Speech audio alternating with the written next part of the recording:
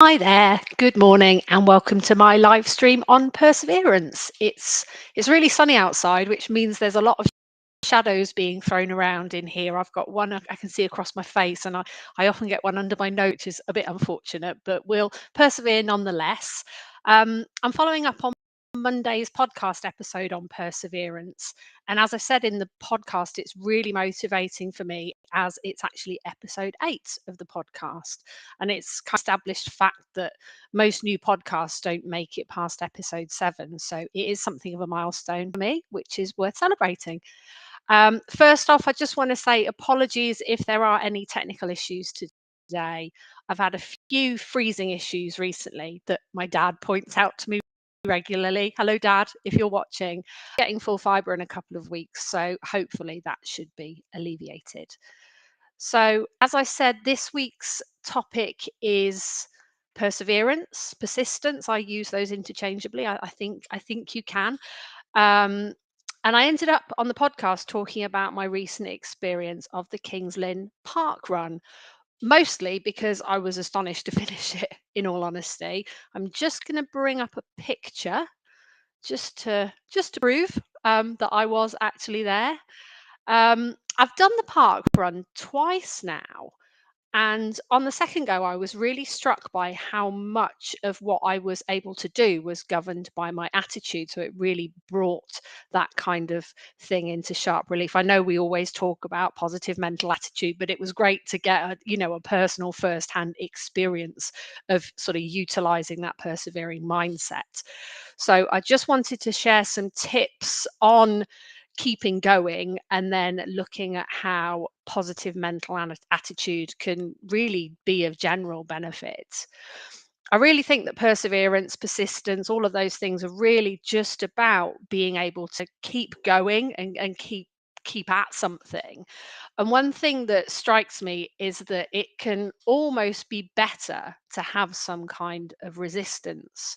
So whether this is physical resistance or someone challenging your concepts. By far, my biggest challenge, certainly in my sort of business and what I do in my day to day life, is keeping going when there sort of isn't a headwind and isn't some kind of fight. Um, I think having thought about it, resistance is almost like a form of feedback, really. And I struggle most when I don't really have that. It's just my own conviction that one day all the work that I'm doing and what I'm keeping going will be worth it. So I think my main tip for persisting despite this is really just not to do too much at once and to try and break things down into small chunks, or like pace yourself, as someone who actually likes running might say. When I was doing the park run, I kept telling myself that I could stop at any point. So I was kind of like, okay, I'm at the red tower now. I can stop. I'm nearly at the bottom of the hill. I can stop if I want to. I've finished one lap. I can stop if I want to. And it was all about giving myself permission to stop if I wanted to. But if I didn't have a reason to do that, to just keep going. So it was almost like having that conversation with myself. Well, what is the benefit of me stopping? Will I no longer be sort of in some kind of pain? Will I be able to do something better with my time? Um, I'm not a natural runner at all. So while I wasn't in pain or anything like that, I did actually honestly find it quite boring, and having people kind of going much faster than me, panting as they lapped me, it all felt sort of a little bit weird. So having those markers that formed milestones as I did the laps around really helped me to recognize how far I was going. So I ended up, rather than seeing them as a point at which I could stop, I started to see them as a point I was passing, sort of ticking off almost to get to where I wanted to be. So I think it's nice to have those kind of milestones and recognizable points at which you can assess where you've come to in reaching your goals. So moving away from the kind of physical metaphors for now, I'm just going to move on to a new slide. Because one piece of advice I really like comes from Gary Vee. Now, if you don't know Gary Vee, he's the CEO of Vayner Media. He's a well-known YouTube celebrity who talks a lot about personal development, entrepreneurship, and all those kinds of things. Um, and one of the things he talks about quite a lot is moving away from extremes. So he'll kind of say that there's the positives and there's the negatives, and you've almost got to find the point in between. So the positives are kind of like, I think he says it's the difference between your mum and a troll, basically, and you've got to find that enduring middle ground. Because if you focus too much on the positives, if you focus on the likes, if you're trying to develop a life online, you could be distracted by your own hype. And then if you focus too much on the negatives, you'll be distracted by a constant battle with people whose opinions just don't matter. So neither of these sort of extreme positive and extreme negative groups are actually realistically going to offer you the enduring customer base that you're looking for. So it's important to develop a strategy and keep coming back to it for clarity on what you're trying to achieve from this sort of customer base that sits in between those two extremes. There's a bit more about that on the podcast, and I'll put a link to that in the comments after the live stream for if you haven't had a listen to it. We follow Gary Vee at home, and we're quite influenced by a lot of what he says. And Ben recently had a pop up of Gary talking about one of his earliest videos from, I think it was about 16 years ago. So if you're wondering why there's a picture on the screen of Gary Vee with a load of bottles of wine, that's actually from his first YouTube video when he had his wine shop. And I'm quite inspired by this because at the time he didn't have any followers, he didn't have any likes, he didn't really have any engagement to speak of. So it's really great for people at kind of the beginning of their journey to see that and then see where his perseverance took him and where he is now. And, I like to think that if Gary heard what I was saying, he'd agree with me that if he could make it from that point, then with the right work, anyone can. Um, so they're kind of ideas that I'm quite focused on, certainly having those milestones, having a strategy, and then trying not to focus too much on the extremes, but to try and find that kind of middle ground. Moving on, I mentioned positive mental attitude, and I've got another slide. Got a slide with a panda on. Just, having a positive mental attitude. That's I mentioned my dad. That's more for my mum, actually. She loves pandas, and she's often sending me little videos of naughty pandas and things. um, but I think that positive mental attitude ties in really well with this topic. um, I did my second park run on the Saturday just gone, and I ended up running behind a couple, and one of them had already finished when I was kind of starting lap 3, and they'd sort of run round, gone through the finish line, and then because they were very fit and obviously very experienced, they'd gone to find their friend who was clearly quite new to it. So I was sort of running a bit behind them, and the one who'd already finished sort of got to the friend and was like, "How are you doing?"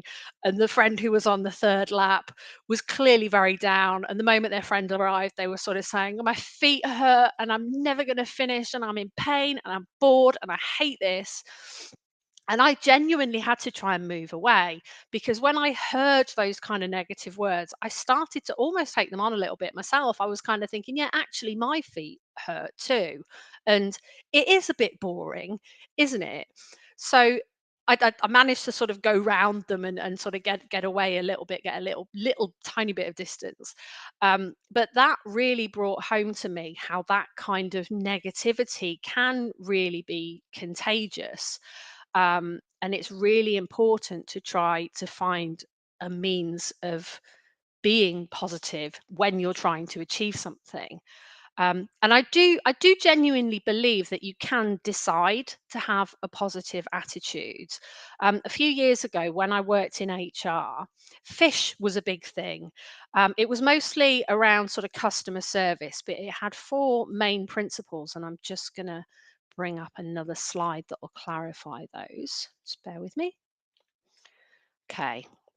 So on the left, you should see the four principles of fish, which are play, make their day, be there, and choose your attitude. Now, it's the choose your attitude one that really struck me, both when I first heard it, and that's the one that sort of continued to try and infuse what I do.